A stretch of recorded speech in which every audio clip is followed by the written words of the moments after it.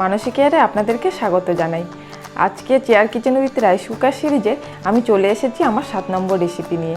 আজকে আমি বানাবো বাঙালির ভীষণ প্রিয় একটা মিষ্টি রসগোল্লা। করোনার উপদ্রবে এখন আমাদের বাইরের খাবার খাওয়া প্রায় বন্ধ হয়ে গেছে, তাই ইচ্ছে থাকলেও আমরা বাইরের খাবার ঠিকমতো খেতে পারছি না। তাই ঘরে বসে কম উপকরণ দিয়ে কিভাবে রসগোল্লা বানানো যায় তাই নিয়ে আমি আজকে চলে এসেছি। চলুন দেখে নেওয়া যাক কী কী উপকরণ লাগছে। এই আমার রাইস কুকার,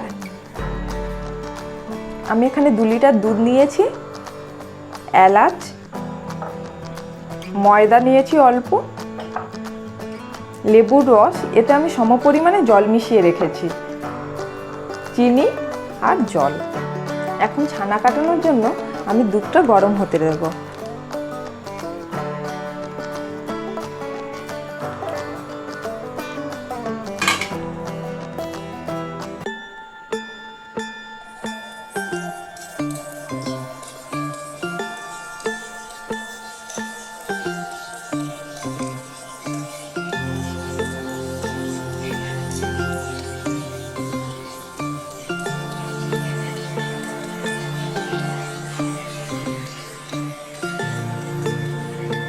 এখন আমি দুধটা গরম হতে দেব।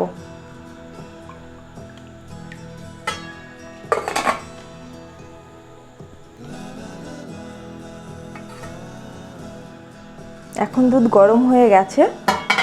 এখন লেবুর রস আস্তে আস্তে মেশাতে থাকবো আর হাতা দিয়ে নাড়াতে থাকবো।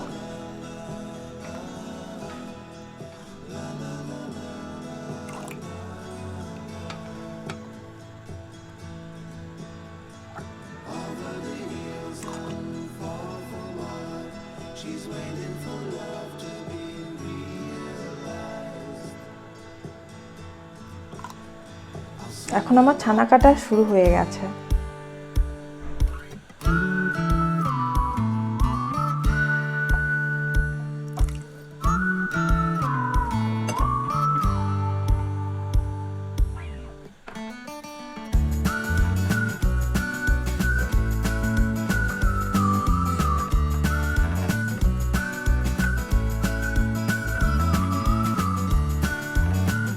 ছানা সম্পূর্ণভাবে কেটে গেছে। এখন আমি এগুলো ভালো করে জল ছড়িয়ে ছেঁকে নেব। ছানা থেকে জল ঝরিয়ে আমি এই প্লেটের মধ্যে ঢেলে নিয়েছি। এখন আমি রসগোল্লার জন্য শিরা বানাতে দেব।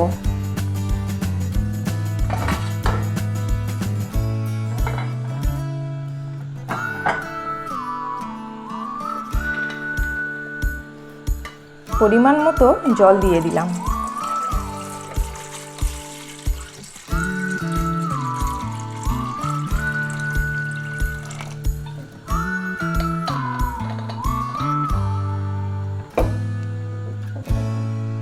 এলাচগুলোও দিয়ে দিচ্ছি।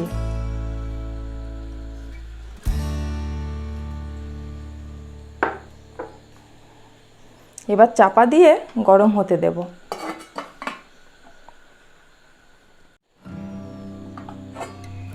জল হালকা গরম হয়ে গেছে। এখন আমি চিনিটা এর মধ্যে দিয়ে দেব।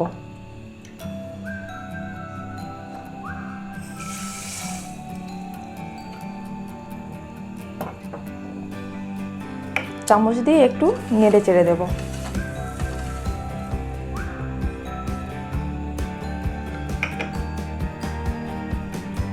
এবার চাপা দিয়ে দিলাম। এখন এই ছানাটা ভালো করে হাত দিয়ে মাখিয়ে নেব।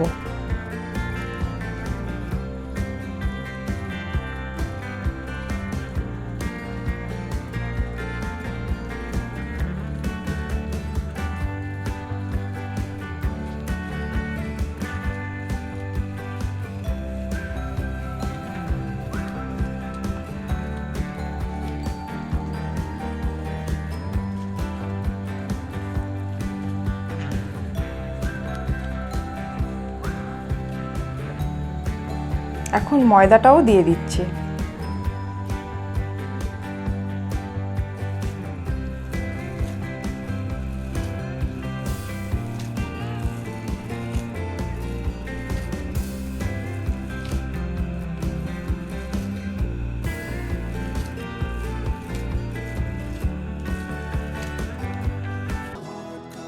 এভাবে আমি হাত দিয়ে এগুলোকে গোল করে নিয়েছি।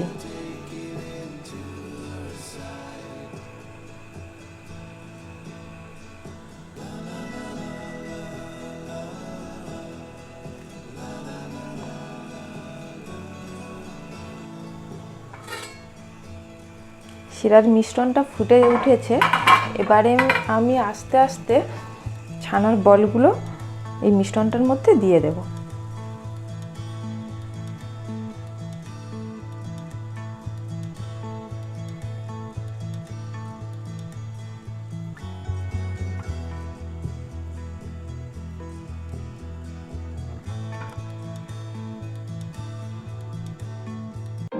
এখন আমি চাপা দিয়ে দেব আর 20 থেকে 25 মিনিট ফুটতে দেব।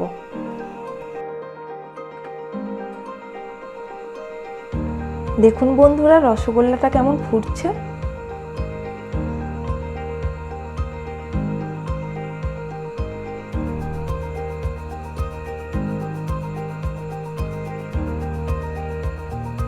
এখন আমি আবার চাপা দিয়ে দিলাম।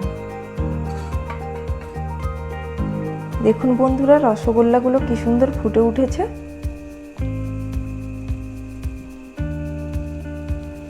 এখন আমি রাইস কুকারের সুইচটা অফ করে দেব, কারণ রসগোল্লাগুলো খাওয়ার জন্য সম্পূর্ণভাবে তৈরি হয়ে গেছে। এবারে আমি ঠান্ডা হতে দেব।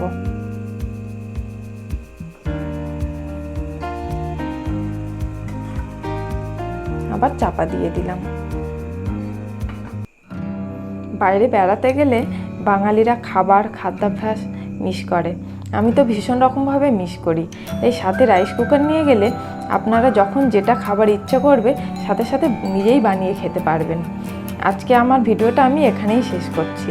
আপনাদের যদি ভালো লেগে থাকে তাহলে লাইক ও শেয়ার করবেন, আর আমার নতুন ভিডিওর আপডেট পেতে আমার চ্যানেলটি সাবস্ক্রাইব করে রাখবেন। ধন্যবাদ।